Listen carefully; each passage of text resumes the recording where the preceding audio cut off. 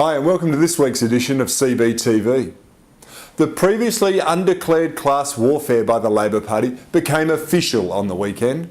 And for those of you with any unresolved doubt, it was announced with great fanfare by Treasurer Wayne Swan via the publication of his essay condemning the wealthy for daring to have an opinion and voicing it publicly. Actually, Swan's criticisms weren't aimed directly at all those with great wealth, but only some of our most successful entrepreneurs, the mining magnates, supposedly biased media barons and so-called shock jocks. And the particular targets of his vitriol are the few who are prepared to put their own money on the line in advocating a difference of opinion with the government. According to Swan, it's okay for some to voice their opinion, but not for others.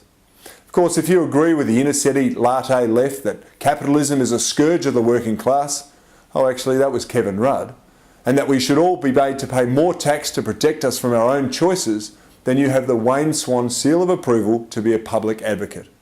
If you happen to be very rich and want to support advocacy via GetUp or donate to the Greens because they occupy the sensible side of public discussion, then you could be next in line for a Swanee sainthood from the Temple of Tammany Hall. According to Swan, being a conservative in the public domain and advocating for lower taxes, more efficient and smaller government and fiscal prudence is to be a barbarian at the gate of good public policy.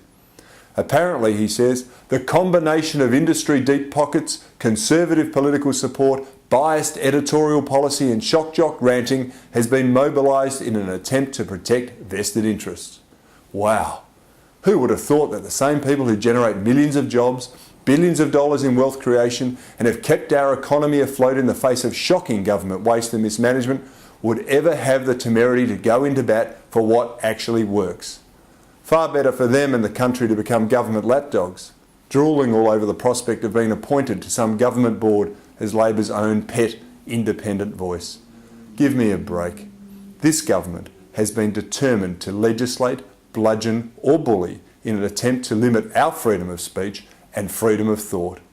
This latest volley of shots, fired by a man who has never been an employer or a wealth creator, suggests he still hasn't caught up with the notion that government, particularly this government, is actually the problem. This is Cory Bernardi. You're watching CBTV.